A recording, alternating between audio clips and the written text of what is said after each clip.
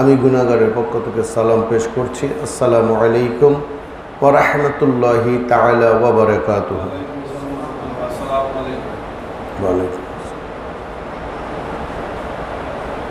আয়াতে মুবাহালা বা এই মুবাহালার দিনটা কি, তার আগে আমরা একটু ভূমিকা টানব। আমি আগে বলেছি বেশিক্ষণ সময় নিব না, অল্প সময়ের মধ্যে আমাদের অনুষ্ঠান আমরা এখানে শেষ করব। এক নম্বর হচ্ছে, আপনাকে সবসময় খেয়াল রাখতে হবে মুসলমান, সমস্ত ধর্ম থেকে মুসলমান ধর্মটি বা ইসলাম ধর্মটি বা মুসলমান নামক মানুষগুলো সম্পূর্ণ কেমন জানি আলিদে। আমরা কিছু কিছু ক্ষেত্রে খেয়াল করতে পারি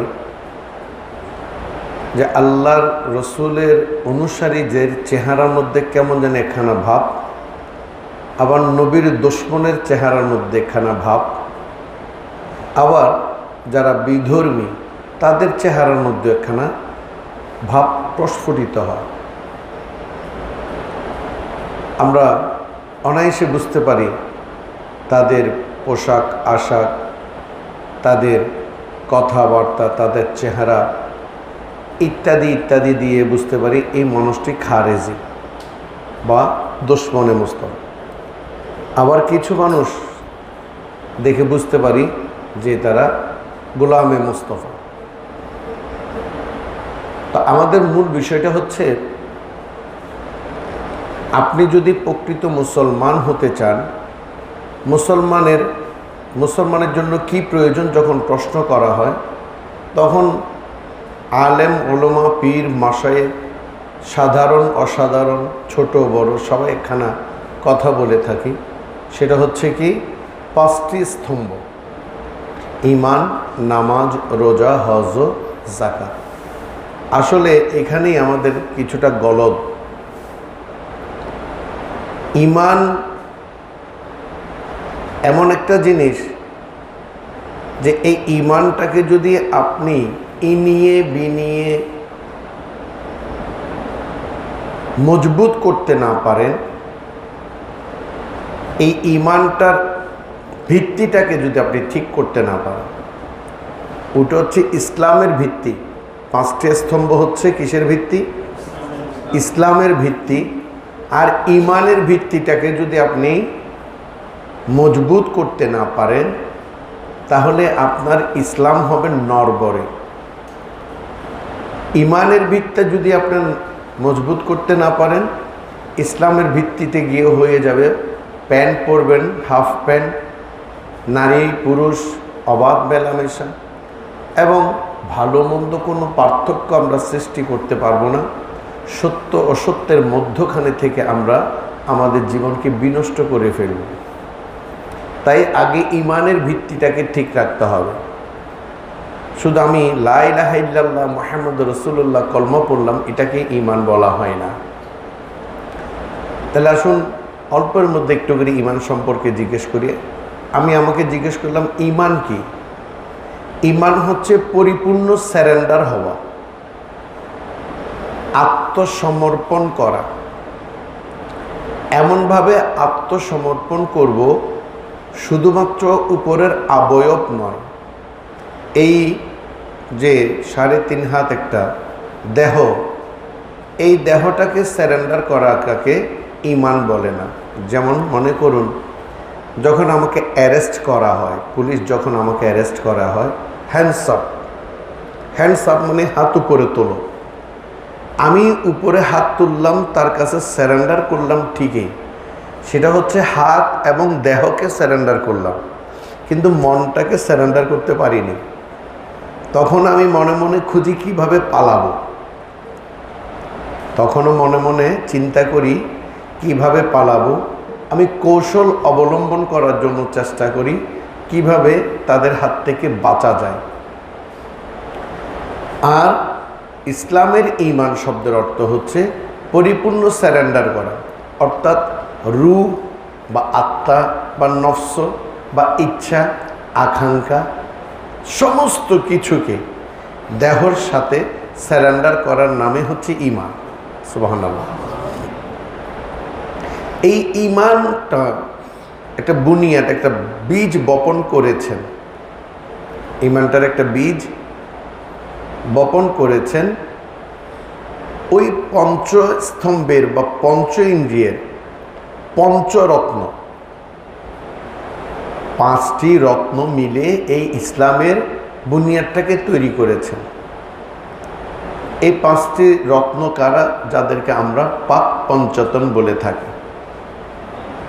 মুহাম্মদ সাল্লাল্লাহু আলাইহি ওয়াসাল্লাম, আলী, ফাতিমা, হাসান এবং আল হুসাইন, এই পঞ্চ ব্যক্তি, পঞ্চ নূর, পঞ্চ কি বড় করে বলুন, পঞ্চ নূর। এই নূর আমাদেরকে একটা ভিত্তি তৈরি করে দিয়েছে, একটা বুনিয়াদ তৈরি করে দিয়েছেন। সেটা কি? ভালো করে খেয়াল করলে আপনি দেখবেন 40 বছর নবুয়ত, কোরআন নাজিলের পূর্ববর্তী 40 বছরও মানুষ মুহাম্মদ সাল্লাল্লাহু আলাইহি ওয়াসাল্লামকে জানাদিক ভালোবাসতেন, বিশ্বাস করতেন, তার কাছে সমস্যার সমাধানের জন্য যেতেন, তাকে মানুষ চিফ গেস্ট করতেন, তাকে দিয়ে অনেক কঠিন অসাধ্যকে সাধন করেছে। সুবহানাল্লাহ। যেটা হাজর আসওয়াদের ঘটনা আছে, আরও অসংখ্য ঘটনা, আমরা সেদিকে যাব না, যেহেতু আজকে অল্প সময়ের মধ্যে আমরা আমাদের প্রোগ্রাম শেষ করব। এই নূরে মুহাম্মদ সাল্লাল্লাহু আলাইহি ওয়াসাল্লামা একটা বাগান তৈরি করেছে, খুব সুন্দর একখানা বাগান। তখন কিন্তু কোরআন নাজিল হয়নি, তখন কিন্তু বাগান সৃষ্টি হচ্ছে। মানুষ যে যাই বলুক, মুহাম্মদের সাথে কারোর তুলনা হচ্ছে না। তখনও কিন্তু মানুষ দেখতে পাচ্ছেন, বুঝতে পারছেন, কাফেরেরা বুঝতে পারছেন, ইহুদিরা বুঝতে পারছেন, খ্রিস্টানেরা বুঝতে পেরেছেন যে এই ছোট বাচ্চাটার সাথে কোনো বাচ্চার মিল নেই, এই ছোট ব্যক্তিটার সাথে বা যুবকটার সাথে কোনো যুবকের মিল নেই। কেমন জানি তাকে দেখলে ভালো লাগে, তার কথা শুনতে ভালো লাগে, তার আচরণ ভালো লাগে। পুরি বাবা, কেমন জানি সে হাঁটলে তার মাথার উপর মেঘ হাঁটে, তার সাথে পাথর কথা বলে, অনেক কিছু। তখন তারা বুঝতে পেরেছেন এ অসাধারণ। সুবহানাল্লাহ, এই ছেলেটা অসাধারণ, জিসকা কোই সানি নেই। তিনি ওই সময় বাগানটা সাজানোর পর স্বাভাবিক এই বিশাল বাগানে একজন মালিরও দরকার আছে। তিনি মালি হিসেবে বেছে নিলেন আলী কারামাল্লাহু ওয়াজহুকে। ওই মালিকে দিয়ে তিনি বাগানটাকে পরিচর্যা করা শুরু করলেন। এখানে আর কোনো অস্তিত্ব তখন ছিল না, তিনি একা কাজ করছেন না। এই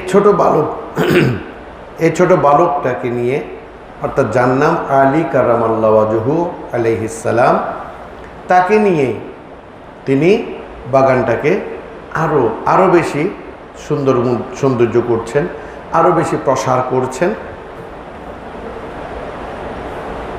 পরবর্তীতে বাগান যখন বড় হয়ে গেলেন, এই বাগানের দুটো ফুল হাসান এবং হুসাইন, তাদেরকে দিয়ে ইসলামের বুনিয়াদটাকে, বীজটাকে বপন করার জন্য মনস্থির করলেন। এমত অবস্থায় আল্লাহ তাবারক তাআলা কোরআন নাজিল করলেন। প্রকাশ্যে নামাজ শুরু হলো, আজান শুরু হলো, একত্ববাদের ঘোষণা চারিদিকে প্রতিধ্বনিত হতে শুরু করলেন। দলে দলে বলবো না, অল্প অল্প করে মানুষ সুশীতল এই বাড়িধারার অন্তর্ভুক্ত হতে লাগলেন।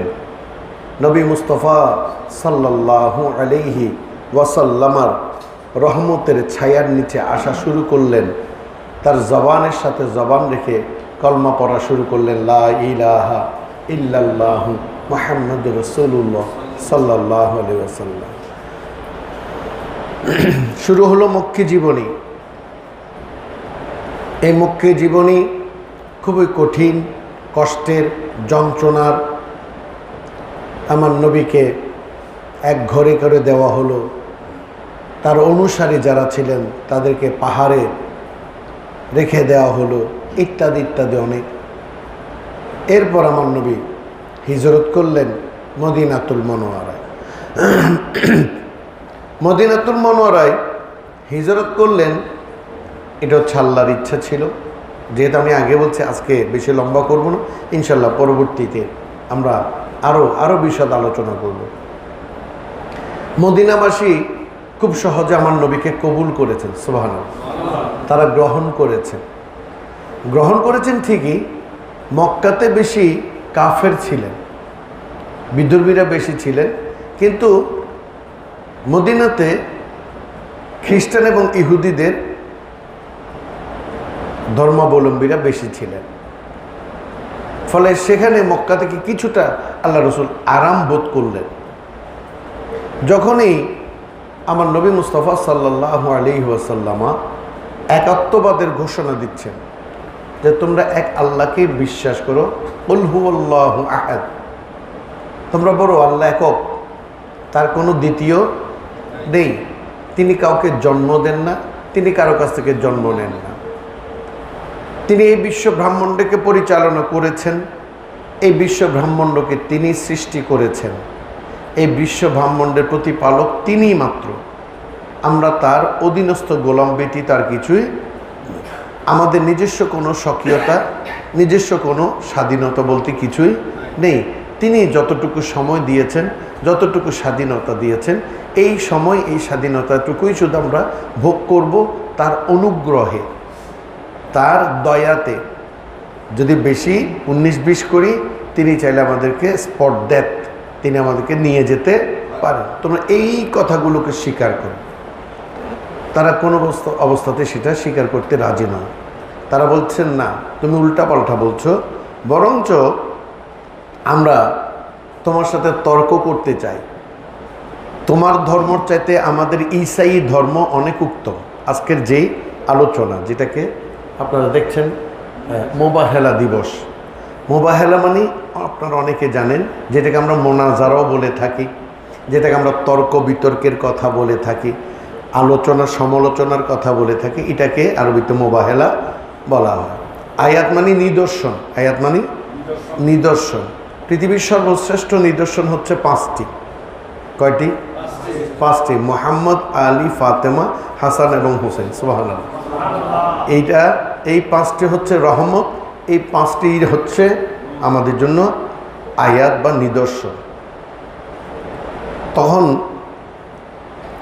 এই কথাগুলো এসেছেন, শুধু আমরাই বলছি না, তফসিরে কবিরে এসেছেন, তফসিরে মাজাহারিতে এসেছেন, তফসিরে ইবনে কাসিরে এসেছেন, ইমাম কান্দুলুজিও তিনিও লিখেছেন, ইমাম তাবারি লিখেছেন, ইমাম সানাউল্লাহ পানিপত্তি যিনি তফসিরে মাজাহারি সেখানেও এসেছেন। তারপরে এই বিভিন্ন তফসিরে এক বাক্যে স্বীকার করছেন এই মোবাহেলা দিবসটি একটা গুরুত্বপূর্ণ দিবস বা গুরুত্বপূর্ণ অধ্যায়। হিন্দুল বলি আতাই রসুল, বন্দে নামাজ, গরিবে নামাজ, খাজেগান খাজা মুঈনুদ্দিন চিশতি সঞ্জেরি রাদিয়াল্লাহু তাআলা আনহু সবসময় বলতেন, ইসলাম জিন্দা হতা হে হর কারবাল্লা কি বাত। আর ইসলামের বুনিয়াদ, ইসলামের একটা, আমরা যে বীচি রোপণ করি, একটা গাছের জন্য চারা রোপণ করি বা বীচি রোপণ করি, এই ইসলামের বীচি বা চারা রোপণ করেছিলেন আজকের এই দিনে মোবাহেলার মাধ্যমে। কিভাবে? তখন আল্লাহ রসুল যখন বলছেন ইসলাম শ্রেষ্ঠ ধর্ম, ইসলাম শান্তির ধর্ম, ইসলাম প্রেমের ধর্ম, ইসলাম ভালোবাসার ধর্ম, ইসলাম একত্ববাদের ধর্ম, ইসলাম সৌহার্দ্য সম্প্রীতির ধর্ম, ইসলামে কোনো রাহাজানি নেই, এবং ইসলাম ধর্ম কবুল করলে আহাজারিও নেই, এখানে আছে শুধু রহমত আর রহমত, সুবহানাল্লাহ। তখন খ্রিস্টানরা বলছে, না, তোমার চাইতে উত্তম ছিল আমাদের ঈসা, তোমার চাইতে উত্তম হচ্ছে আমাদের ধর্ম, আমাদের খ্রিস্টান ধর্ম, আমাদের ঈসা রুহুল্লাহ আলাইহিস সালাতু ওয়াস সালাম সর্বশ্রেষ্ঠ। তারা এটা নিয়ে বিতর্কে লিপ্ত হইতে শুরু করল। এরা ছিল নাজরানি খ্রিস্টান। এদের প্রায় 50-60 জন মতো ছিলেন। তার মধ্যে 12, 13, 14, 15 যাই হোক বেশ কয়েকজন তারা নেতা ছিলেন। তারা হযরত ঈসা আলাইহিস সালাতু সম্পর্কে বিভিন্ন ভ্রান্ত ধারণা পোষণ করতেন, যেগুলো আপনিও আমিও এখন আমাদের একদম ছোট ছোট ছেলেরাও জানে। ঈসা নাউজুবিল্লাহি মিন যালিক, ঈসা আল্লাহর ছেলে, মরিয়ম আল্লাহর বউ, আবার বলা হয় কি ঈসা দ্বিতীয় খোদা, ইত্যাদি ইত্যাদি ইত্যাদি নাউজুবিল্লাহি মিন যালিক। এই ধরনের কথাগুলো যখন বলছেন, তখন এই বিষয় নিয়ে তারা আল্লাহ রসুল সাল্লাল্লাহু আলাইহি ওয়াসাল্লামের সাথে তর্ক করা শুরু করলেন। তর্কের এক পর্যায়ে কথাগুলো আমরা বলছি না, এই দিবসগুলা পালন করা উচিত নয়, করতে হচ্ছে কেন? এই দিবস বা এই কর্ম, এই কথাগুলো থেকে আমাদেরকে দূরে রেখেছেন।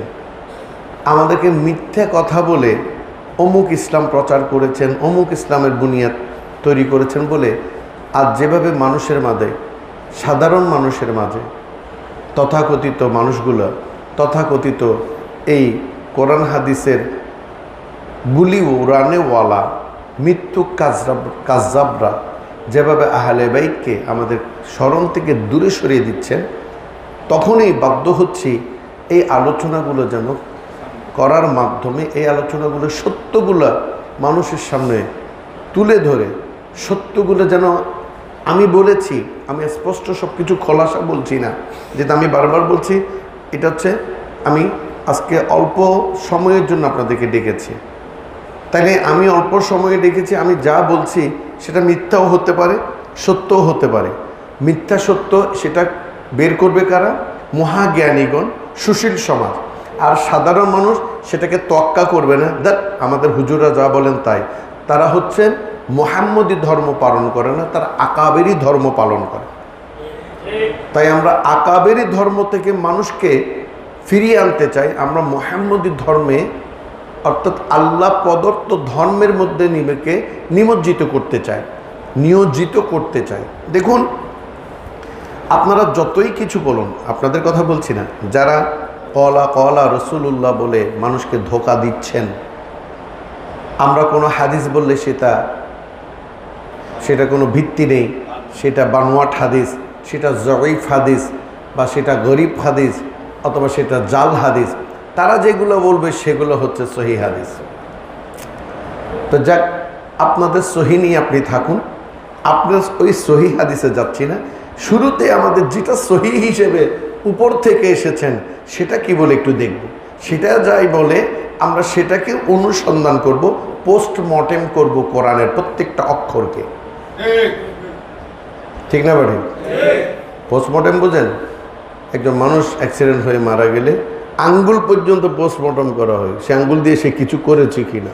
ঠিক আমরা পোস্টমর্টম করব, জি, সুনির্দিষ্ট জিনিসগুলো বের করতে হবে। এখন আমরা আয়াতে মোবাহেলা শুনেছি, কিন্তু সেটা কি, কোথায় আছে? আমি হাদিস এখন মানি না, হাদিস এই মুহূর্তে হাদিস মানব না। আগে আমরা আমাদের থিওরি মোতাবেক দ্য হলি কোরআন, আমাদের কোরআন কি বলছে একটু সেদিকে আমাদেরকে লক্ষ্য রাখতে হবে। দেখা যাচ্ছে সূরা আলে ইমরান 61 নম্বর আয়াত যখন পড়ি অবাক লাগে। সূরা আলে ইমরান মুখস্থ করে ফেলেন। কয় নম্বর? সূরার নাম কি? আবার বলুন, সূরা আলে ইমরান 61 নম্বর আয়াত। সেখানে আল্লাহ তাবারক তাআলা বলছেন, আল্লাহ বলছেন, তাইলে আর কারো কথা শোনার প্রয়োজন আছে? গোসে পাকের কথা শোনার দরকার আছে? আবু বকর, ওমর, ওসমান, আলীর কথা শোনার দরকার আছে? হাসান হুসাইনের কথা শোনার দরকার আছে? কাউকে মানি এই মুহূর্তে, আর কাউকে মানি? যেখানে কোরআন এসেছে সেখানে মোহাম্মদকেও মানি? কথা বলছে না, মানি? এখানে মোহাম্মদের কোনো কথা আসবে না, আগে কোরআন কি বলছে সেটা শুনে। কোরআন মোহাম্মদের ঠোঁট দিয়ে বের হচ্ছে, সুবহানাল্লাহ, টিয়া পাখির মতো, ময়না পাখির মতো। না, আমরা চিটাঙের ভাষায় বলি না, ময়না কেলা হাবি নে, অর্থাৎ কলা খাবি, হ্যাঁ বলি না। তো সে যাক, এখন মুহাম্মদ সাল্লাল্লাহু আলাইহি ওয়াসাল্লামার নুরানি ঠোঁট মোবারক বা জবান দিয়ে আল্লাহ বলছেন বিসমিল্লাহির রহমানির রহিম, ফামান হাজ্জাকা ফীহি মিন বা'দি মা জাআকা মিনাল ইলম ফাকুল তাআলু নাদউ আবনাআনা ওয়া আবনাআকুম ওয়া নিসাআনা ওয়া নিসাআকুম ওয়া আনফুসানা ওয়া আনফুসাকুম সুম্মা নাবতাহিল ফাতাজআল লা'নাতাল্লাহি আলাল কাযিবিন। সুবহানাল্লাহ। আল্লাহ সূরা আলে ইমরানের মধ্যে বলছেন, ফামান হাজ্জাকা ফীহি মিন বা'দি, ইয়া রাসূলুল্লাহ সাল্লাল্লাহু আলাইহি ওয়াসাল্লাম, যে ব্যক্তিরা আপনার সাথে ঈসা আলাইহিস সালাতু ওয়াস সালাম সম্পর্কে, যাকে মিনাল ইলমে ঈসা আলাইহিস সালাম সম্পর্কে বিতর্ক লিপ্ত হচ্ছে, কারণ ঈসাকে কে পাঠিয়েছেন? আল্লাহ পাঠিয়েছেন। কি করে? নবী করে পাঠিয়েছেন। ঈসাকে রুহুল্লাহ, তিনি মানুষকে জীবন দিতে পারতেন। সুবহানাল্লাহ। এটা ছিল ঈসা আলাইহিস সালাতু ওয়াস সালামের কি মুআজ্জাজা। ফাকুল, আপনি তাদেরকে বলুন, তাআলু নাদউ আবনাআনা ওয়া আবনাআকুম, আপনি তাদেরকে বলুন, তাদেরকে ডাকুন, বসতে বলুন যে তোমরা কাজ করো, তোমরা তোমাদের পুত্রদেরকে নিয়ে আসো, আমরা আমাদের পুত্রদেরকে নিয়ে আসি, তোমরা তোমাদের মহিলা নারীদেরকে নিয়ে আসো, ওয়া নিসাআনা ওয়া নিসাআকুম, তোমরা তোমাদের নারীদেরকে নিয়ে আসো, আমরা আমাদের নারীদেরকে নিয়ে আসি, ওয়া আনফুসানা ওয়া আনফুসাকুম, আমরা আমাদের নিজেদেরকে নিয়ে আসি, তোমরা তোমাদেরকে নিয়ে আসো, আমরা একটা বিতর্কে লিপ্ত হই। সুবহানাল্লাহ। একটা তর্কে লিপ্ত হই বা একটা আলোচনায় লিপ্ত হই। আমার কথা বুঝতে পেরেছেন? আল্লাহ হুকুম দিচ্ছেন কাকে? নবী মুস্তাফা সাল্লাল্লাহু আলাইহি ওয়াসাল্লামকে। এখানে খেয়াল রাখবেন, সবসময় মনে রাখবেন, হে গোলামে মুস্তাফা সাল্লাল্লাহু আলাইহি ওয়াসাল্লাম, আল্লাহ কখনো আমার নবীকে হুকুম দেন, অনুরোধ করেন। বন্ধু বন্ধুকে কি করেন? অনুরোধ করেন, কিন্তু শুনতে লাগে হুকুমের মতো। ভাই এই ভাই আমরা ফান লইয়া গইত, আমরা বলি না আমার জন্য একটা পান নিয়ে আইতো ভাই, তাহলে এটা কিন্তু হুকুম না, এটা হচ্ছে অনুরোধ, আবদার। তো আল্লাহ রসুলকে বলছেন, ইয়া রাসূলুল্লাহ সাল্লাল্লাহু আলাইহি সাল্লামা, তারা যেহেতু আপনার সাথে বারবার তর্কে লিপ্ত হচ্ছে, বারবার বলছে আপনি আপনার চাইতে ঈসা সেরা, আপনার চাইতে, এটা কিন্তু আল্লাহ পছন্দ করছেন না, কারণ আল্লাহ তো আমার নবীকে শ্রেষ্ঠ করে পাঠিয়েছেন, ঠিক না? আমার নবীর শ্রেষ্ঠ, তুমি সৃষ্টির সেরা নবী কামলিওয়ালা, তুমি সৃষ্টির সেরা নবী কামলিওয়ালা, তোমার দয়াই গুছাই পাপি তাপির উজালা, তুমি সৃষ্টির সেরা নবী কামলিওয়ালা। একটু বড় করে বলুন সুবহানাল্লাহ। সেটা তো বুখারী শরীফের হাদিস। আমি আবার এখন বুখারীতেও যাব না, আমি এখন হাদিস আর মানছি না, যেহেতু এখন কোরআন নিয়ে আলোচনা হচ্ছে। আল্লাহ এটা পছন্দ করছেন না। আমি আমার মাহবুবকে সেরা করে পাঠিয়েছি, আমার মাহবুবের সাথে কারো তুলনা আমি করতে চাচ্ছি না। যদি আমি বলেছি লা নুফাররিকু বাইনা আহাদিম মির রাসূলিহি, তোমরা নবীদের মধ্যে পার্থক্য সৃষ্টি করো না বলেছি, কিন্তু প্রত্যেক নবী মুহাম্মদকে নিজের জানের চাইতে ভালোবেসেছে। তাহলে তোমরা উম্মতেরা কেন তর্কাতর্কি করছো? তোমরা তোমাদের প্রত্যেকটি কিতাবের মধ্যে দেখো, তাওরাত, জাবুর, ইনজিল, সাহিফা যেগুলো আছে প্রত্যেকটাতে দেখবে, এমনকি জেন্দাবেস্তা তোমরা দেখো, বাইবেলে দেখো, তোমরা এটাকে কি বলে ত্রিপিটকে দেখো, যেখানে দেখো না কেন মুহাম্মদের নাম কিন্তু আছে। এবার আসুন একটু আমরা হাদিসকে গ্রহণ করি। এবার একটু হাদিসকে গ্রহণ করতে হবে না, যেটা আমার নবীর জবান। আমার নবী বুখারী শরীফ ৬ষ্ঠ পারার মধ্যে এখানে হাদিস বর্ণনা করছে। সেটা কি? এই মূসার যুগে, অর্থাৎ বনি ইসরাইলরা হচ্ছে মূসা কলিমুল্লাহ আলাইহিস সালাতু ওয়াস সালামের অনুসারীরা। বনি ইসরাইলের যুগে একজন ব্যক্তি ছিলেন যিনি জীবনে কখনো ভালো কাজ করেননি, কোনোদিন ভালো কাজ করেছেন। তিনি পশ্চিম দিকে সিজদা কীভাবে দিতে হয় বা পশ্চিম কোন দিকে সেটাও তিনি ভুলে গিয়েছিলেন, একদম কোনো ভালো কাজ করেননি। তখন ওই ব্যক্তির মৃত্যুর স্বাদ এসে গেল। কুল্লু নাফসিন যায়িকাতুল মউত, এটা স্বাভাবিক। তখন লোকটা মারা গেলেন। মারা যাওয়ার পর পঞ্চায়েত হলো। পঞ্চায়েত মানে আমরা যে পাঞ্চাল্লা করে থাকি ওরসের আগে, এটাকে পঞ্চায়েত বলা হয় পুস্তক ভাষায়। অর্থাৎ সমাজের সবাইকে নিয়ে যে বৈঠক সৃষ্টি হয়, এটা আমরা বিয়েতে করি, 4 দিনের দিন করি, চালিশার দিন করি, মেজবানের দিন করি না, বা সামাজিক কোনো অবক্ষয়ের সময় করে থাকি। এবার পঞ্চায়েত ডাকা হলো। তখন মুসা কলিমুল্লাহ আলাইহিস সালাতু ওয়াস সালামও ছিলেন। দেখুন তখন কিন্তু মুহাম্মদের যুগ, ঈসার আগে, ঈসার অনেক আগে। এমত অবস্থায় তারা পঞ্চায়েত বসার পর পঞ্চায়েতের সর্দারগণ তারা বললেন যে এই লোকটাকে কোনো অবস্থাতেই কি করা হবে না, গোসল দেয়া হবে না, কাফন দাফন পরানো হবে না, তার জানাজা হবে না, তাকে দাফনও করা হবে না। কেন? কারণ সে জীবনে চোখ লক্ষ্য মানুষের চোখের সামনে কখনো কোনো ভালো কাজ করতে আমরা দেখিনি, অন্তরালেও কখনো দেখিনি, এবং সামনাসামনি আমরা কখনো তাকে দেখিনি। অতএব যে ব্যক্তি কখনো আল্লাহর গুণ করেননি, গুণকীর্তন করেননি, আল্লাহর হুকুম পালন করেননি, অতএব কবর দেওয়া তো আল্লাহর হুকুম, সেখানে কেন আমরা তাকে ইনভলভ করব? অতএব তাকে আমরা ডাস্টবিনে ফেলে দেব। কোথায় ফেলে দিব? ডাস্টবিনে ফেলে দেব, যেহেতু সে কখনো ইবাদত বন্দেগী কোনো কিছু করেনি। যেই চিন্তা সেই কাজ, পঞ্চায়েতের কাজ, কথা এখানে অমান্য করার কোনো সুযোগ নেই। তখন সবাই মিলে তাকে ডাস্টবিনে ফেলে দিল। ডাস্টবিনে ফেলে দিল। ওই পঞ্চায়েতের মধ্যে, ওই প্রোগ্রামে বা ওই আলোচনার সবাই আমার নবী হযরত মুসা কলিমুল্লাহ আলাইহিস সালাতু ওয়াস সালামও ছিলেন। মুসা কলিমুল্লাহ আলাইহিস সালাতু ওয়াস সালাম নবী, তো তাদের মনটা কি থাকে? নরম, কোমল। দুঃখিত হলেন, ইস, মুসলমান হইও সে কাফন পেল না, জানাজা পেল না, গোসল পেল না, দাফন পেল না। একটু মনে একটা ভরাক্রান্ত মন নিয়ে তিনিও ঘরে যাচ্ছিলেন।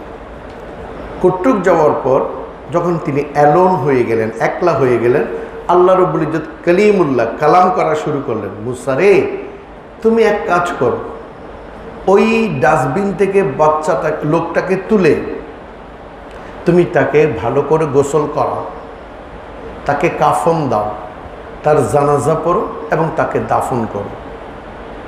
মুসা কলিমুল্লাহ, আপনারা গত পরশুদিনের আগে একটা জুলুস করেছেন, যেটাকে গদিরে খোম বলা হয়। সে আয়াতেও কিন্তু বড় মারাত্মক। মানুষ যে কি জিনিস সেটা আপনার চাইতে আমার চাইতে আল্লাহ ভালো জানেন। মানুষ জানোয়ারটা কি জিনিস, মানুষ নামক জানোয়ারটা যে কি মারাত্মক হতে পারে, কত বড় বেওয়াফা হতে পারে, বেঈমান হতে পারে, তারাই হচ্ছে মানুষরূপী শয়তান। তারা কোরআনকে সামনে রেখে, কোরআনের বুলি দিয়ে, কোরআনে হাত রেখে আমাদের সাথে বাটপারি করছে। ওরে বাটপার, কত বড় বাটপার! অথচ দেখুন আল্লাহ সেখানেও বলছেন, ইয়া রাসূলুল্লাহি তাআলা সাল্লাল্লাহু আলাইহি ওয়াসাল্লাম, কাউকে ভয় করতে বলেননি। আপনি দেখুন আল্লাহ কখনো কোরআন শরীফের মধ্যে জিনকে ভয় করার কথা বলেননি। আল্লাহ কোরআন শরীফের মধ্যে আর কি আছে, আমাদের এই ফেরেশতাকে ভয় করার কথা বলেননি।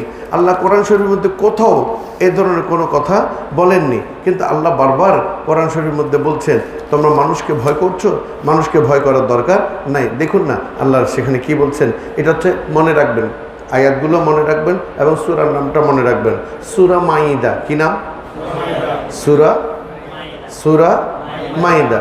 67 নম্বর আয়াতে আল্লাহ বলছেন বিসমিল্লাহির রহমানির রহিম, ইয়া আইয়ুহা রাসূলু বাল্লিগ মা উনজিলা ইলাইকা মির রাব্বিকা ওয়া ইন লাম তাফআল ফামা বাল্লাগতা রিসালাতাহু ওয়াল্লাহু ইয়াসিমুকা মিনান নাস, ওয়াল্লাহু ইয়াসিমুকা মিনান নাস। আবার বলছি, ওয়াল্লাহু ইয়াসিমুকা মিনান নাস। আপনি মানুষকে ভয় করিয়েন না, মানুষ থেকে বাঁচানোর দায়িত্ব আমার। তার মানে নবীকে মারে মানুষেরা। কথা বলছেন না? নবীকে কষ্ট দেয় কারা? মানুষেরা। নবীকে যুগে যুগে নবীকে হত্যা করেছিল বনি ইসরাইলেরা, যুগে যুগে নবীকে কষ্ট দিয়েছিল মানুষেরা, কোনো জানোয়ার নয়, দুই পাই জানোয়ার, জবানে কথা বললে বলা মানুষেরা নবী বলিদেরকে কষ্ট দিয়েছিল।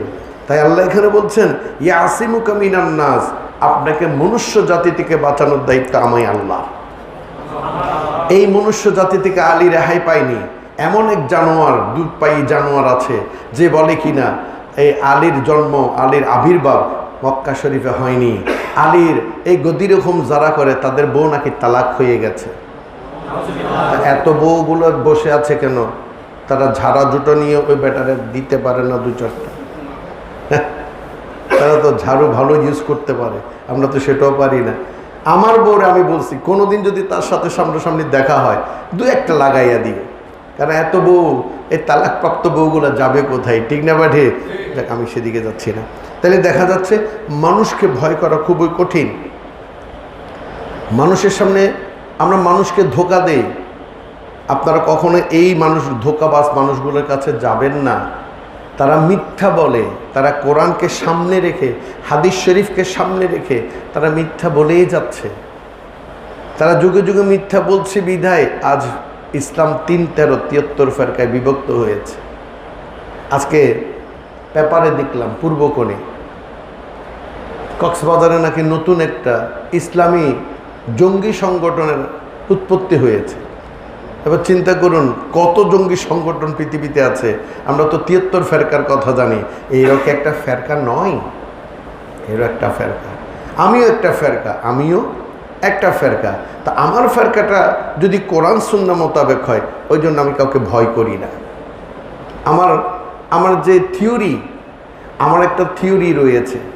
আমরা যখন বীজগণিত করি তখন আমাদেরকে কিছু সূত্র শেখানো হয়, a+b² অথবা a² + b², এই ধরনের কিছু সূত্র হয়। আমাদের একটা সূত্র রয়েছে, ইনসানে কামেলের একটা সূত্র রয়েছে, গোলামে মুস্তফার একখানা সূত্র রয়েছে। আর সেই সূত্রটা হচ্ছে, আমি তোমাদের জন্য দুটি ভারী বস্তু রেখে যাচ্ছি। একটার নাম কোরআনুল করিম ইয়ানি কিতাবুল্লাহ, আরেকটার নাম ইতরাতি আহলে বাইত রাসূল সাল্লাল্লাহু আলাইহি ওয়াসাল্লাম। সুবহানাল্লাহ।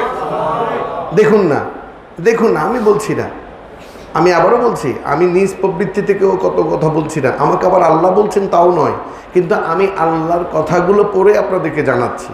আল্লাহ বলছেন, ইয়া রাসূলুল্লাহ সাল্লাল্লাহু আলাইহি ওয়াসাল্লাম, তারা যেহেতু আপনার সাথে বারবার ঈসা রুহুল্লাহ আলাইহিস সালাতু ওয়াস সালামকে নিয়ে ঝগড়া করছে, কিন্তু আমি জানি আপনাকে আমি শ্রেষ্ঠ করে পাঠিয়েছি। আমি আপনার শান বুলন্দ করেছি আসমানে। সুবহানাল্লাহ। আমি আপনার শান কোথায় বুলন্দ করেছি? আসমানে। যখন আমি নবীদের কাছ থেকে ওয়াদা নিচ্ছিলাম, নবীদের রূহকে একত্রিত করেছি, তাদেরকে বললাম আমি তোমাদেরকে হিকমত দিব, তোমাদেরকে নবী করে দুনিয়াতে পাঠাবো, লেকিন একটা শর্ত আছে। শর্তটা কি জানো? সেটা হচ্ছে আমার একজন মাহবুব যাবেন, আমার একজন রাসূল যাবেন, আমার একজন নবী যাবেন। যেই নবীর জামানায় তিনি যাক না কেন, এটা আদমের জামানায় হোক, ঈসার জামানায় হোক, মূসার জামানায় হোক, যেই নবীর জামানায় তিনি যাবেন, সঙ্গে সঙ্গে তোমার নবুয়ত খতম। তোমার সমস্ত পাওয়ার, তোমার শক্তি, তোমার ক্ষমতা কি স্টপ হয়ে যাবে। তোমাকে সঙ্গে সঙ্গে ওই নবীর হাতে বায়াত গ্রহণ করতে হবে। শুধু বায়াত গ্রহণ করলে হবে না, ওই নবীকে সাহায্য করতে হবে। অর্থাৎ তুমি ওই নবীর গোলাম হয়ে যাবে। আর তার নাম হচ্ছে মুহাম্মদ রাসূলুল্লাহ সাল্লাল্লাহু আলাইহি ওয়াসাল্লাম। তাহলে দেখা যাচ্ছে স্পষ্টত যে আমার নবী তখনও নবী ছিলেন, তখনও নবী হিসেবে আমার নবীকে আল্লাহ স্বীকৃতি দিয়েছেন যখন ওই নবীরা রুহর সাথে মিশেছিল। সম্মানিত হাজিরিন, ওই নবীর শান যেখানে আল্লাহ বয়ান করছেন, ওই নবীর ইজ্জতের কথা যেখানে আল্লাহ বয়ান করছেন, স্বাভাবিক আমার এই নবীকে নিয়ে যখন তর্ক বিতর্ক চলবে তখন আমার নবীর কষ্ট লাগবে, আমার আল্লাহর কষ্ট লাগবে। আজকে যারা বলছেন নবী নিরক্ষর ছিলেন, নবীর 40 বছর যুগটা তেমন কোনো যুগ নয়, বা আরও অনেক কিছুই তো বলছেন, ঘুমটা টেনে টেনে কী জানে, আচ্ছা নবীর রওজা জিয়ারত করার মধ্যে কোনো ফজিলত নেই, অথচ 10টি ফজিলতের কথা বুখারী শরীফের মধ্যে আছে। 10টি ফজিলতের কথা বুখারী শরীফের মধ্যে আছে, আজকে সেদিকে যাচ্ছি না।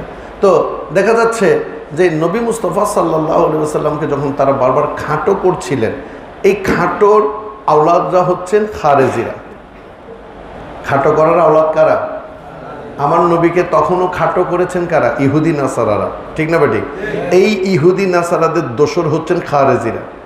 ছলে বলে কৌশলে নবীকে কি করা? তাদের কাজ হচ্ছে ছোট করা।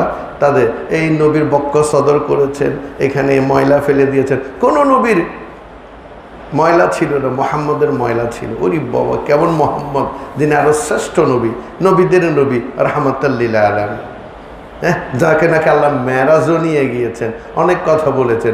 উনার আবার এখানে ময়লাও একটা আছে না। কোনো নবীর ছিল না, ঈসার ছিল না, মুসার ছিল না, আদমের ছিল না, রফিকের ছিল না, শফিকের ছিল না, ছিল শুধু মুহাম্মদের। এই ধরনের ছোটোখাটো কথা বলে, এই ধরনের কথা বলে আমার নবীকে ছোটোখাটো করার জন্য কতই না চেষ্টা করেছেন। এখন একজন বলছেন, আজকে একজন শুনালেন একটু আগে মাগরিবের আজানের আগে, আমার নবী নাকি উপপত্নী ব্যবহার করতেন, অর্থাৎ বান্দি ব্যবহার করতেন। High high high high high high high রে আফসোস, আমার নবীর নারীর অভাব ছিল। আমার নবী বিয়ে করতে চাইলে হুরকে নিয়ে আল্লাহ পাঠিয়ে দিতেন দুনিয়ার জন্য, ঠিক না বা ঠিক? পাঠান নাই, পাঠান না। লম্বা হয়ে যাচ্ছে। আমার নবীর শান বয়ান করতে গেলে ইচ্ছা হয় সারা রাত বসে বসে বয়ান করি, আপনারা তো বিরক্ত হয়ে যাবেন। হযরত ইমাম হাসনাইনে কারিমাইন আলাইহিস সালাতু ওয়াস সালাম একটা লেখা লিখলেন। হাসান লিখলেন একটা কাগজে, আলহামদুলিল্লাহ, মনে করুন আলহামদুলিল্লাহি রাব্বিল আলামিন আর রহমানির রহিম ইলা আখির। ওদিকে হুসাইন লিখলেন কুল হুয়াল্লাহু আহাদ আল্লাহুস সামাদ ইলা আখির। হাসনাইনে কারিমাইন লেখা শেষ করে আম্মা জান কিবলার কাছে গেলেন, খাতুনে জান্নাত মা ফাতেমাতুজ জাহরা আলাইহিস সালাতু ওয়াস সালামের কদমে গেলেন। আম্মু, আমরা দুই ভাই, আমরা কাগজে কিছু লিখেছি, আমরা হোমওয়ার্ক করেছি বা ক্লাস ওয়ার্ক করছি। আম্মু দেখুন তো কার লেখা সুন্দর হয়েছে। খাতুনে জান্নাত কাগজ দুটো হাতে নিলেন, দুই হাতে, মাশাআল্লাহ মাশাআল্লাহ সুবহানাল্লাহ। আমিও করি এই কাজটা, কিন্তু আমি করি। আমার ছেলেমেয়েরা যখন লিখে কিছু দেখায় তখন বললেন আমি এটা তো ধোঁকা। বলে কি ধোঁকা বাবা? বলে আমি তো আপনাকে লিখা দিয়েছি শুধু সুন্দর বলার জন্য নয়। বলে তাইলে? বলে কারটা বেশি সুন্দর হয়েছে সেটা বলতে হবে। উরি বাবা, ক্রিটিক্যাল ম্যাটার, ডিফিকাল্ট ম্যাটার, কিন্তু মারাত্মক বিষয়। এই মুহূর্তে যদি আমি হাসানের লেখা সুন্দর হয়েছে বলি, হুসাইন যদি কান্না করে আরশ আযম কান্না করে। এই মুহূর্তে যদি হুসাইনেরটা সুন্দর হয়েছে বলি, হাসান কান্না করলে আরশ আযম কান্না করবে। বলে কারো কান্না করার দরকার নেই, তিনি কান্না শুরু করে দিয়েছে। মা খাতুনে জান্নাত ফাতেমাতুজ জাহরা আলাইহিস সালাম কান্না শুরু করে দিয়েছেন। বলে বাবা, আমি সব কিছুর ফয়সালা হয়তো দিতে পারি যদি আল্লাহ দয়া করেন, কিন্তু এটার ফয়সালা আমার পক্ষে দেওয়া সম্ভব। মুক্তসর জলে কি যাও, আপনারা আপনাদের আব্বু জানের কাছে যান। আব্বাজান আবু তুরাব আলী ইবনে আবি তালিব আলাইহিস সালাতু ওয়াস সালাম তার দরবারে গেলেন। বলে আব্বু, আমরা দুই ভাই হোমওয়ার্ক করেছি। বলে মাশাআল্লাহ মাশাআল্লাহ। বলে দেখুন তো আমরা দুই দুটো কথা লিখেছি, দুটো আয়াত লিখেছি। বলে মাশাআল্লাহ, খুব সুন্দর হয়েছে বাবা, খুব সুন্দর। বলে এই তো আবার ধোকাবাজ। বলে কি ধোকা দিলাম? বলে কারটা সুন্দর হয়েছে সেটা বলবেন না। বলে হাই রে, এটা আবার আরেক বিপদ।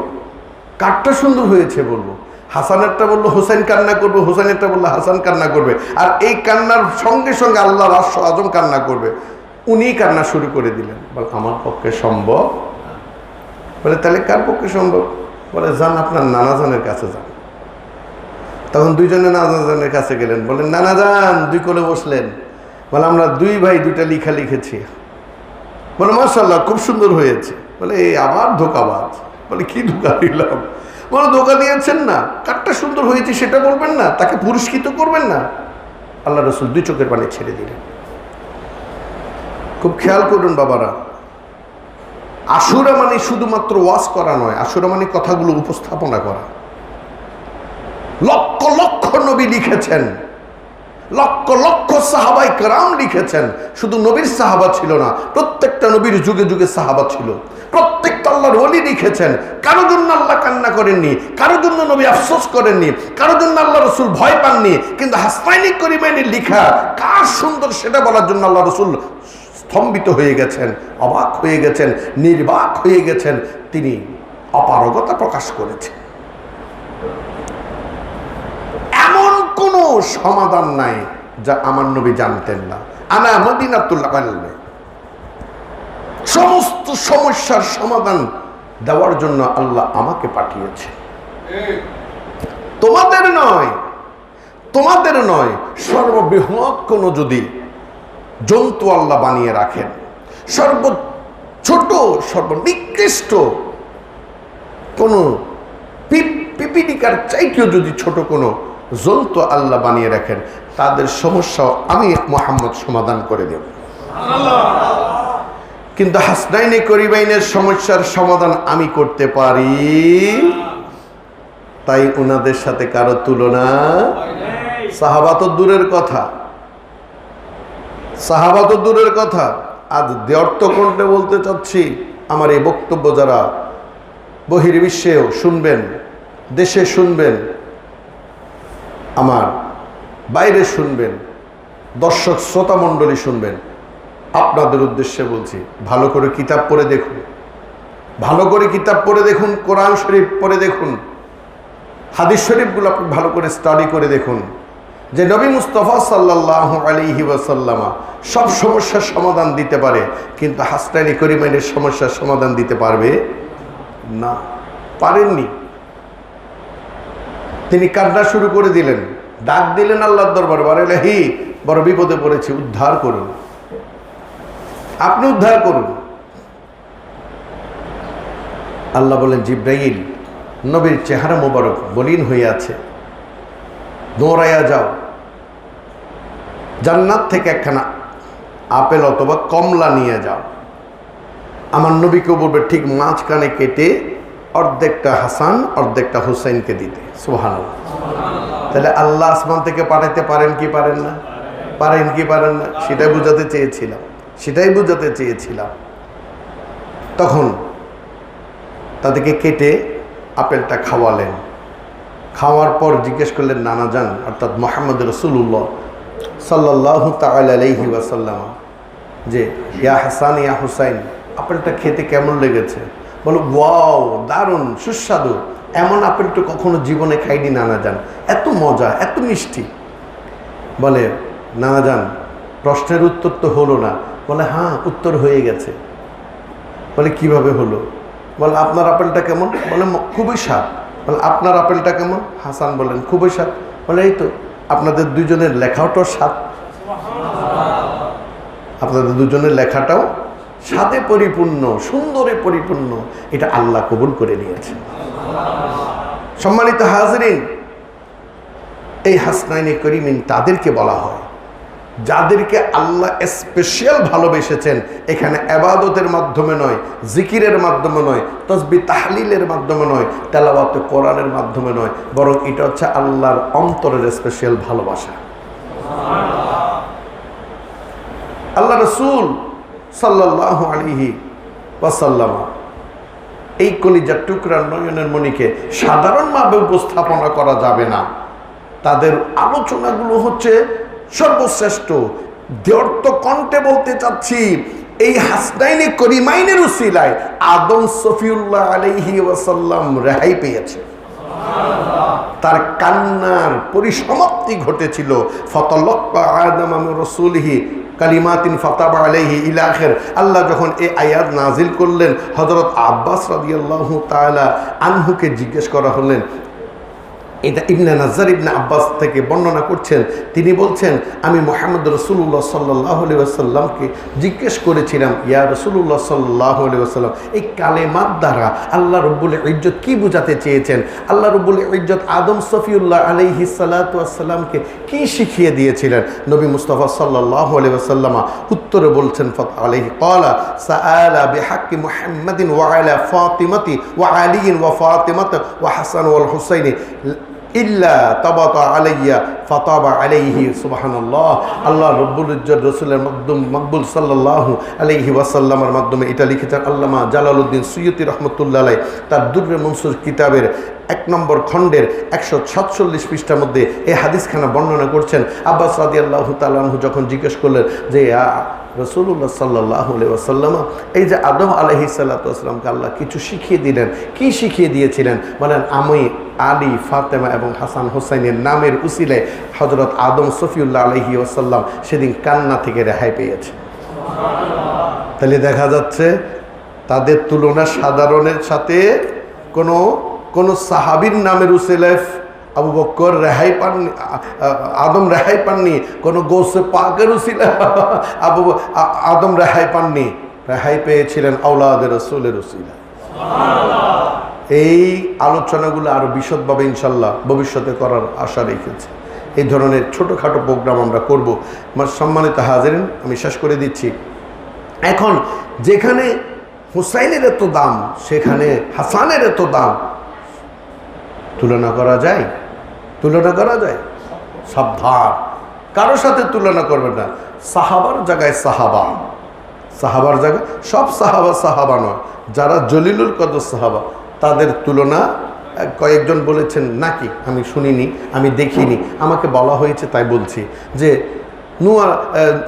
তাদেরকে বলা হয় সফিনাতুন নূহ। সফিনা মানি নৌকা, সফিনা মানি নৌকা, নূহ মানি নূহ আলাইহিস ইসলামের কিস্তিকে বলা হয় নূহ। তা সফিনাতুন নূহ মানি নূহ আলাইহিস ইসলামের কিস্তি। কাদেরকে বলা হয়? হাসনাইনে করিমাইনকে বলা হয়, অর্থাৎ পাক পঞ্চতনকে বলা হয় নূহ আলাইহিস ইসলামের কিস্তি। তা এক ব্যাখ্যাল, ওই বললাম 2 পায়ে জানোয়ার মারাত্মক, 2 পায়ে জানোয়ার কি মারাত্মক। আপনি দেখেন মহিষ আপনাকে কখনো হত্যা করতে পারে না, গরু আপনাকে হত্যা করতে পারে না, এই 2 পায়ে জানোয়ার কিন্তু আপনাকে হত্যাও করবে না, আপনাকে মস্তাইয়া রাখতে পারে। এত বড় শয়তান। এই এক শয়তান নাকি লিখেছেন যে নূহ আলাইহিস সালামের নৌকা যদি হয়ে থাকে, অর্থাৎ পাক পঞ্চতন যদি সফিনাই নূহ হয়ে থাকে, আর সাহাবীরা হচ্ছেন আসহাবিকা নুজুম, নৌকা তারা দেখে দেখে চলে। দূর ব্যাখ্যাল, তুই যে কত বড় মূর্খ, তুই মূর্খের বাপ, তুই হচ্ছে আইয়ামে জাহেল, তুই হচ্ছে আবু জাহেলের নাম যেমন আবুল হাকেম ছিল, তুই হচ্ছে আবুল হাকেমের ফল আবু জাহেল। কারণ নূহ আলাইহিস সালামের কিস্তি চলেছিল পানির উপর, আর হাসনাইনে করিমাইনের কিস্তি চলে ইমানের উপর, ইমানের উপর। তুই যাদের কথা বলছিস, ওই তারা যদি এই কিস্তিতে না ওঠে, তারাও রক্ষা পাবে না, তারাও রক্ষা ওই রক্ষা পাওয়ার জন্য সাইয়েদানা সিদ্দিক আকবর রাদিয়াল্লাহু তাআলা আনহু বলছেন, আয়েশা সিদ্দিকা রাদিয়াল্লাহু তাআলা আনহার হাদিস। কার হাদিস বললাম? উম্মাহাতুল মুমিনিন। না, ওভাবে বলবেন না, ওভাবে বলবেন না। সাইয়েদানা উম্মাহাতুল মুমিনিনা আয়েশা সিদ্দিকা রাদিয়াল্লাহু তাআলা আনহার হাদিস, যে একদিন হযরত সাইয়েদানা সিদ্দিকা আকবর রাদিয়াল্লাহু তাআলা আনহু হযরত সাইয়েদানা আলী আলাইহিস সালাতু ওয়াস সালামের দিকে তাকিয়ে আছেন। আমার কথা শুনছেন আপনারা? বুঝতে পারছেন? সমস্যা হচ্ছে কোনো? আন আয়েশা রাদিয়াল্লাহু তাআলা আন্না নবী সাল্লাল্লাহু আলাইহি ওয়াসাল্লাম ক্বালা আন নাজরু ইলা ওয়াজহি আলিয়্যিন ইবাদাত।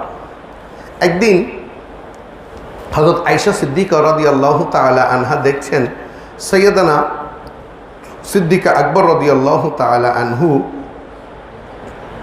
আলীর দিকে হা করে তাকিয়ে আছেন। ওই জন্য মাওলানা রুমি রাদিয়াল্লাহু তাআলা আনহু লিখেছেন, এক জামানা সোহবতে বা আউলিয়া বেহতরত সালেতায়াতে বরিয়া। তাকিয়ে আছেন। তখন আলী যেদিকে চায় সৈয়দনা সিদ্দিকা আকবর রাদিয়াল্লাহু তাআলা আনহু সেদিকে তাকিয়ে থাকে। মা আয়েশা সিদ্দিকা রাদিয়াল্লাহু তাআলা আনহা বললেন, মা আব্বা গো, আপনি আলীর দিকে তাকিয়ে থাকেন কেন? বলে, মারে আমি কিভাবে না তাকিয়ে থাকতে পারি, কারণ আমার নবী নিজের নূরানি জবানে বলেছেন আলীর দিকে তাকানোটাই ইবাদত। এমন একটা নিয়ামত, এমন একটা রহমত, এমন একটা ইবাদতের কথা আর কোন সাহাবীর জন্য আল্লাহ রাসূল বলেছেন একটু দেখিয়ে দিন তো। আরেকখানা হাদিস, তাও হযরত জাবের রাদিয়াল্লাহু তাআলা আনহু বলছেন, ক্বালা রাসূলুল্লাহ সাল্লাল্লাহু আলাইহি ওয়াসাল্লাম যায়্যানু মাজালিসিকুম বিযিকরি আলী ইবনে আবি তালিব আলাইহিস সালাম। হযরত জাবের রাদিয়াল্লাহু তাআলা রাসূলুল্লাহ সাল্লাল্লাহু আলাইহি ওয়াসাল্লাম ইরশাদ করছেন, তোমাদের মজলিসগুলোকে আলীর নামের উচ্চারণের মাধ্যমে সৌন্দর্যমণ্ডিত করো। তাহলে আলীর নামে কি হয়? আলীর নামে কি হয়? মজলিসগুলো সৌন্দর্য মণ্ডিত হয়। বড় করে বলুন সুবহানাল্লাহ। উম্মাহাতুল মুমিনিনা আয়েশা সিদ্দিকা রাদিয়াল্লাহু তাআলা আনহার একখানা হাদিস, একদিন হযরত জাফর বিন বাকর রাদিয়াল্লাহু তাআলা আনহু বলেন, আমার নিকট খবর পৌঁছেছে যে হযরত আয়েশা রাদিয়াল্লাহু তাআলা আনহা ইরশাদ করেছেন, তোমাদের মজলিসগুলোকে আলীর নাম উচ্চারণের মাধ্যমে সৌন্দর্যমণ্ডিত করিও। তাই আমরা আমাদের জিকির এখন কি করি? না রায়ের হায়দারি ইয়া আলী মুর্তজা, না রায়ের হাসানাইন ইয়া হাসান ইয়া হুসাইন, লাব্বাইক ইয়া হাসানাইন লাব্বাইক ইয়া হাসানাইন বলে আমরা জিকিরগুলো করে থাকি। সুবহানাল্লাহ। ওই মুসা কালিমুল্লাহ আলাইহিস সালাতু ওয়াস সালাম ভীত সন্ত্রস্ত হয়ে পড়লেন, আল্লাহ গো, সবাই তো তারে ডাস্টবিনে ফেলে দিয়েছে, এখন আমি কিভাবে যে তারে তুলি? বলে, আমি আল্লাহ হুকুম দিচ্ছি, মানুষ থেকে বাঁচানোর দায়িত্ব আমি আল্লাহর। তিনি ডাস্টবিন থেকে লোকটাকে তুললেন, গোসল করালেন, কাফন পরালেন, জানাজা পড়লেন, দাফন করে দিলেন। এখন মুসা কলিমুল্লাহ আর নিজেকে স্থির রাখতে পারছেন না। বলেন, ইয়া বার এলাহি, আপনি তো তাকে আমাকে দিয়ে তার সব কাজ করালেন, এখন প্রশ্ন হচ্ছে এমন একজন গুনাহগার, এমন একজন পাপীকে আপনি কেন এত দয়া করলেন, মেহেরবানি করলেন, এবং তার নাম কেন আপনি স্মরণ রাখলেন, আমাকে একটু বলবেন কি? তখন আল্লাহ রাব্বুল ইজ্জত বলছেন, মুসা রে, কি আর করব, আপনি বলেন। সে প্রতিদিন খুব ভোরে নিশি রাতে উঠে তাওরাত কিতাব পড়ত। প্রতিদিন নিশি রাত উঠে তাওরাত কিতাব পড়ত। তাওরাত কিতাবের 12 কি 15টি জায়গায় আমার মুহাম্মদের নাম ছিল। আর যতবারই আমার মুহাম্মদের নাম আসতো, সে ততবারই সাল্লাল্লাহু আলাইহি ওয়াসাল্লাম বলে চুম্বন খাইত। এই কাজটা, এই ইবাদতটা, এই নিয়ামতটা আমার এত বেশি ভালো লেগেছে যে আমি আল্লাহ তাকে নাজাত করে দিয়েছি।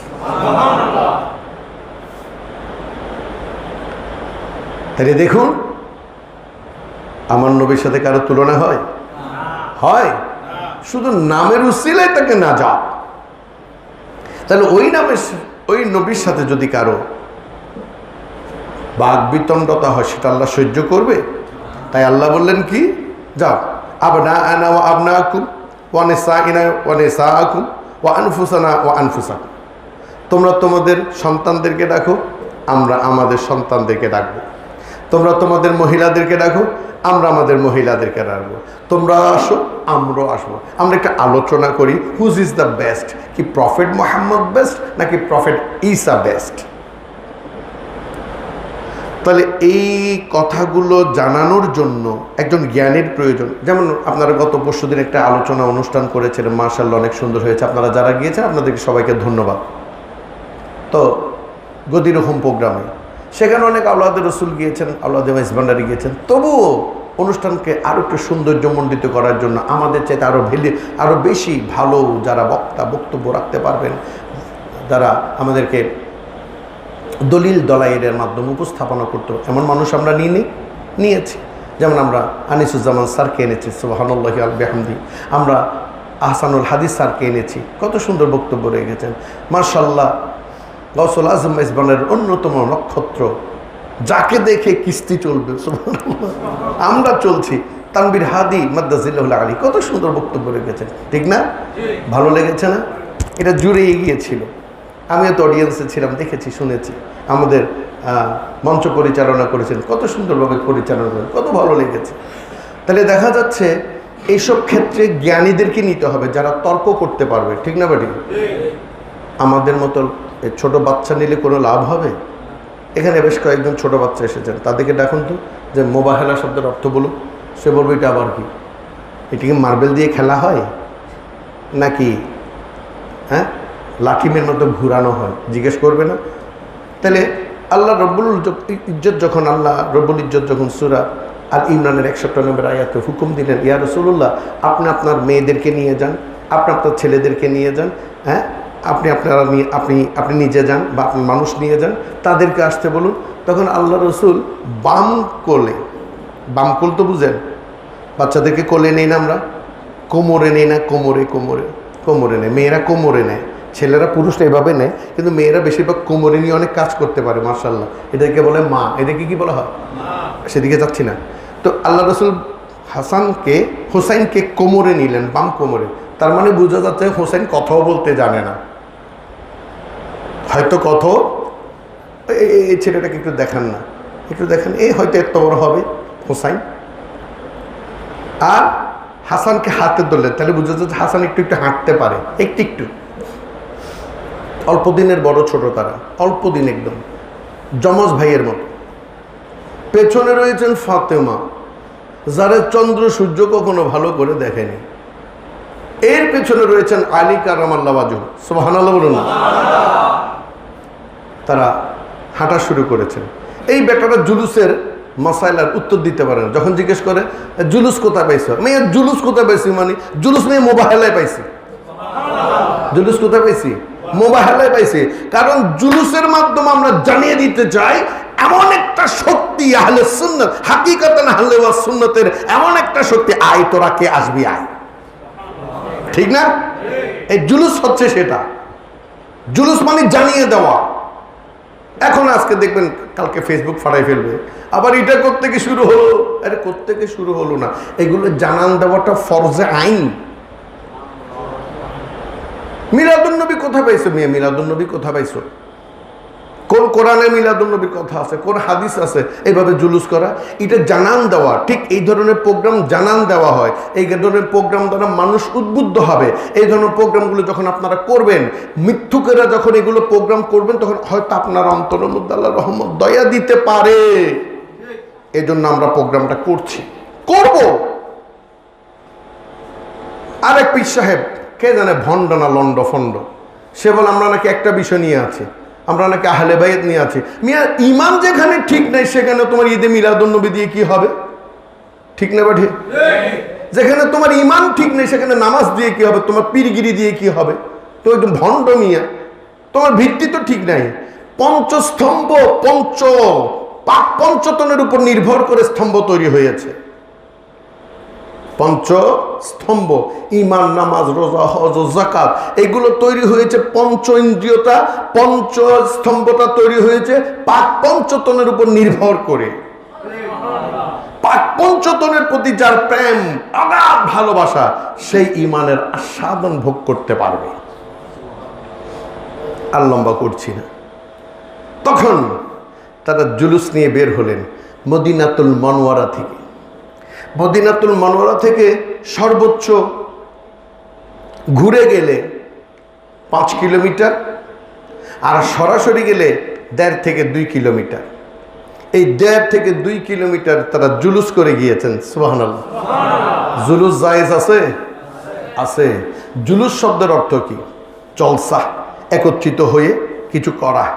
এখানে জুলুস শব্দর মুসলমানরা আমরা যে জুলুস করে থাকি, একত্রিত হয়ে শুধু জলসা করি না, একত্রিত হয়ে আমরা মানুষকে জানান দিই, বিধর্মীকেদেরকে জানান দিই আমরা ঐক্যবদ্ধ, আমরা ঐক্যবদ্ধ, আমরা মুহাম্মাদের শান, মুহাম্মাদের জিকিরকে জারি করার জন্য আমাদেরকে দুনিয়াতে পাঠানো হয়েছে। ওয়ামা খালাকতুল জিন্না ওয়াল ইনসা ইল্লা লিয়াবুদুন, আমাদেরকে ইবাদত খোদার বন্দেগী করার জন্য পাঠানো হয়েছে, পৌত্তলিক পূজার জন্য নয়, দেবদেবীর পূজার জন্য নয়। এটা জানান দেওয়া হয় মিছিলের মাধ্যমে, জুলুসের মাধ্যমে, জিকিরের মাধ্যমে। সুবহানাল্লাহ।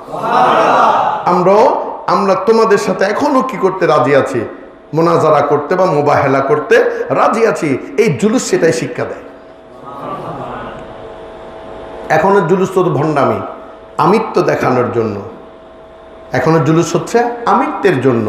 আমার অনেক মুরিদান, আমি সেগুলো দিয়ে জুলুস করছি, অথচ জুলুস সেটা নয়। জুলুস সমগ্র মুসলমান, সমগ্র পীরের মুরিদান, সমগ্র গোলামে মুস্তাফাগর একত্রিত হয়ে সেদিন একজন আরেকজনের সাথে কোলাকুলি করবে এবং জানিয়ে দেওয়া হবে আমরা মোবাহেলার জন্য তৈরি। আমার নবীর সেরা নবী। এখন আমার নবীর সামনে কোলে আছে কে?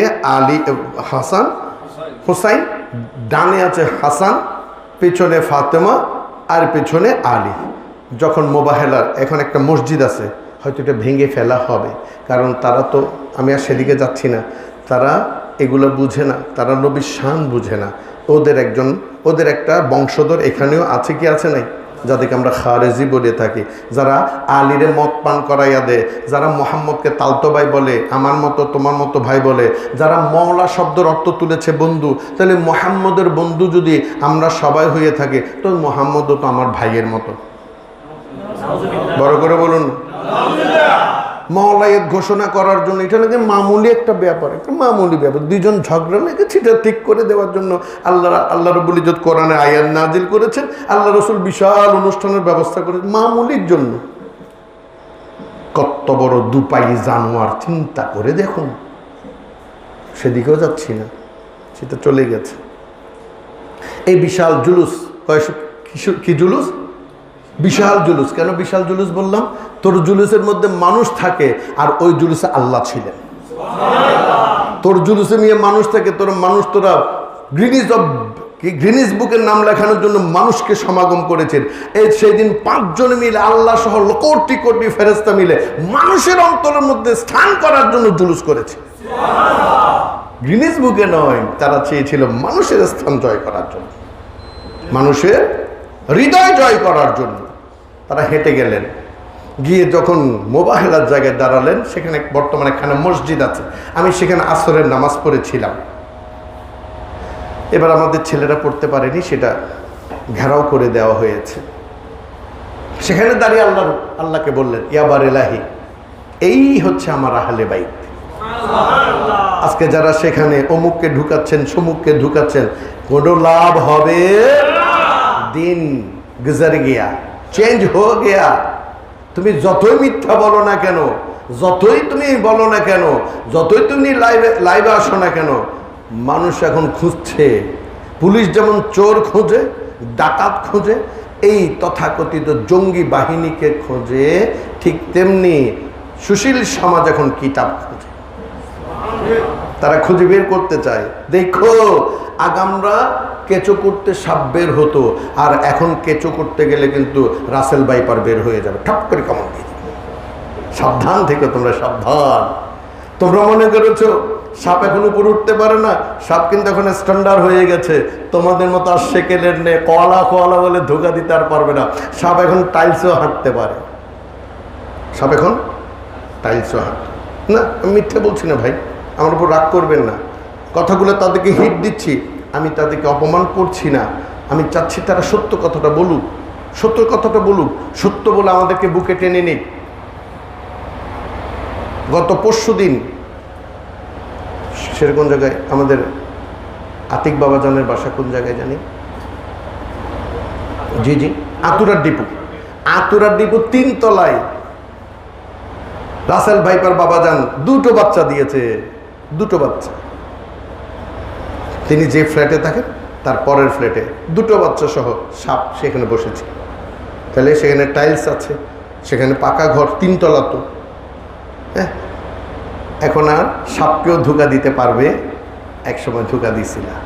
তাই তোমরা একটু পরও সত্যটা আমাদেরকে জানিয়ে দাও। কেন এই সত্যগুলো বলতে অসুবিধা কি? কারণ তোমরা দুশমনে আহলে বাইতকে উপরে উঠাতে চাচ্ছ, পারবে? পারবে? সত্যকে কখনো ধামাচিপা দিতে পারবে না। যেমনি পারবে না তেমনি মিথ্যাকেও তুমি কখনো প্রতিষ্ঠিত করতে পারবে। একজন না একজন থাকবেই। যাক, এখন এই বলে তিনি জুলুস নিয়ে গেলেন, গিয়ে বললেন, আল্লাহ, এরা হচ্ছে আমার আহলে বাইতে রাসূল, এটা কি আমার আহলে বাইতে রাসূল। আমরা এসেছি, আপনার ডাকে সাড়া দিয়েছি, আমরা মুনাবাহেলা করব, আমরা মুনাজারা করব, আমরা তর্ক বিতর্ক তাদের সাথে করব। তাহলে আহলে বাইত পেয়ে গেছেন। আমি বলেছি না, কোরআন বলেছে? কে বলেছে? কোরআন বলেছে। এরপর ইহুদি বা খ্রিস্টানরা আসছেন। উরি বাবা, আপনারা শুনেছেন কিনা জানি না, ইতিহাসটা আমার ঠিক মনে নেই। হযরত ইমামে আজম আবু হানিফা রাহমাতুল্লাহ আলাইহি অথবা কোন একজন ইমামকে একবার বাদশাহ নামদার ডেকেছিলেন তাকে অপদস্থ করার জন্য। তাকে বলা হয়েছিল, তুমি বাদশার দরবারের কি হবে, এটাকে কি বলা হয়, মুফতি হবে। কিন্তু তিনি বারবার অস্বীকার করাতে বাদশাহ রেগে গিয়ে তাকে ডেকেছেন। ডাকার পর বলে কি, তাকে আজকে উপযুক্ত শাস্তি দেওয়া হবে। এই বলে, যখন আমি নামটা হয়তো একটু ভুল হচ্ছে, মনে করুন না, ইমাম আজম আবু হানিফা যখন আসলেন, সঙ্গে সঙ্গে বাদশাহ নামদার তাকে উঠে দাঁড়িয়ে সম্মান এবং ইজ্জত টিজ্জত করে তাকে পাঠিয়ে দিলেন। তখন উজির নাজির, সিপা সালার সবাই বললেন, হুজুর, আপনি তো বলেছেন তাকে আপনি উপযুক্ত শাস্তি দিবেন, অপদস্থ করবেন, আপনি তার সামনে দাঁড়িয়ে গেলেন কেন? বলে, বাবারে বাবা, আমি কি দেখেছি? বলে, কি দেখেছেন? বলে, আমি দেখলাম তিনি একটা বিশাল সাপের চোয়ালের নিচের ওখানে দাঁড়িয়ে আছেন, আর একটা চোয়াল আমার পুরা বাদশাহীর দরবারটাকে হা করে ধরে আছে, মনে হচ্ছে এক্ষুনি যেন গিলে ফেলবে। ওই বিশাল সাপ দেখে আমি এত বেশি ভীত সন্ত্রস্ত হয়ে পড়েছি, যার কারণে আমি তাকে ইজ্জত সহকারে ছেড়ে দিয়েছি। সুবহানাল্লাহ। ঠিক সেম একটা ঘটনা, যখন এই পাক পঞ্চতন একটা ছোট ছোট বাচ্চা, আমাদের চিটাঙ্গের ভাষায় লেদা ফোয়া, চিটাঙ্গের ভাষায় কি বলি, লেদা ফোয়া, ছোট ছোট বাচ্চা যারা মোবাহেলা তো দূরের কথা, ভালো করে কথা বলতে পারে না, এই ছোট বাচ্চা একজন মহিলা দুজন পুরুষকে দেখে ওই খ্রিস্টানরা বললেন, ওদের সামনে যাবি না, ওদের সামনে যদি গিয়ে তোরা মোবাহেলা করতে বসিস, তর্ক বিতর্ক করতে বসিস, আমাদের সব কিছু ধ্বংস হয়ে যাবে। সেদিন কি দেখেছিল তাদের মাঝে? কি দেখেছিল? জাত আলা পাক হ্যায় সাল্লু আলা মুহাম্মদ, বশর মে আয়া হে মগর নূরুন আলা নূর হ্যায়। এমন নূর তারা দেখেছিল, ওই নূরে তারা বিগলিত হয়ে যেত। এমন প্রেম, এমন শীতলতা, এমন ভালোবাসা তাদের আবয়বের মধ্যে ছিল, যে আবয়বের কারণে তারা বুঝতে পেরেছিল এদের সাথে তর্ক লিপ্ত হওয়ার চাইতে পালিয়ে যাওয়া ভালো, কারণ তর্কে লিপ্ত হতে গেলে ওই মুহাম্মদের প্রেমেই পাগল হয়ে যাবে। তাই শায়ের বলেন, আমি নবীজির পাগল, আমি মদিনার পাগল। তাই সম্মানিত হাজিরিন, আর দীর্ঘায়িত করব না। এই মোবাহেলা দিবস, ভয়ে লিখেছি দিবস, আমি দেখেছি বাথরুম দিবস আছে, টয়লেট দিবস। আল্লাহর ওলিদের শানে, আম্বিয়া আলাইহিস সালাতু ওয়াস সালামদের শানে এই দিবস শব্দটি কখনো মানায় না। এটা আয়াতে মোবাহেলা আলোচনায় আয়াতে মোবাহেলা। আয়াত মানে নিদর্শন। পৃথিবীর মধ্যে সর্বশ্রেষ্ঠ নিদর্শন হচ্ছে এই পাক পঞ্চতন। এদের চাইতে বড় নিদর্শন আর কিছুই নাই। এদের চাইতে আর বড় নিদর্শন কিছু নেই। তাই এর থেকে আর ভবিষ্যতে কখনো দিবস এগুলো লিখবেন না।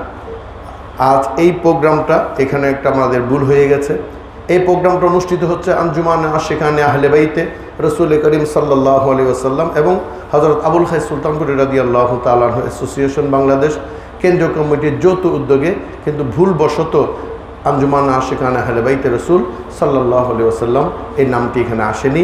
এটার জন্য আমরা দুঃখিত এবং ক্ষমা প্রার্থনা করছি। আপনারা আমাদেরকে ক্ষমা করে দেবেন। যৌথ উদ্যোগে আজকের এই প্রোগ্রাম। আজকে আমাদের এই প্রোগ্রামে উপস্থিত আছেন আঞ্জুমানে আশিকানে আহলে বাইতে রাসূল করিম সাল্লাল্লাহু আলাইহি ওয়াসাল্লামের সম্মানিত সেক্রেটারি জনাব মোহাম্মদ রুমন সাহেব, আমাদের মাঝে আছেন অর্থ সম্পাদক জনাব মোহাম্মদ রিফাত সাহেব এবং আমাদের হযরত আবুল হাই সুলতানপুর রাদিয়াল্লাহু তাআলা আনহু অ্যাসোসিয়েশন বাংলাদেশ কেন্দ্রীয় কমিটির সম্মানিত সুযোগ্য উপদেষ্টা সভাপতি জনাব মোহাম্মদ নাসিরউদ্দিন সাহেব আমাদের মাঝে আছেন এবং আপনারা যারা এসেছেন প্রত্যেককে মোবারকবাদ, ধন্যবাদ এবং আমার অন্তরস্থল থেকে সালাম জ্ঞাপন করে আমি বিদায় নিচ্ছি। ওমা তৌফিকে ইল্লা বিল্লাহ ওমা আলাইনা ইল্লাল বালাগুল মুবিন। আসসালামু আলাইকুম ওয়া রাহমাতুল্লাহি তাআলা ওয়া বারাকাতুহু।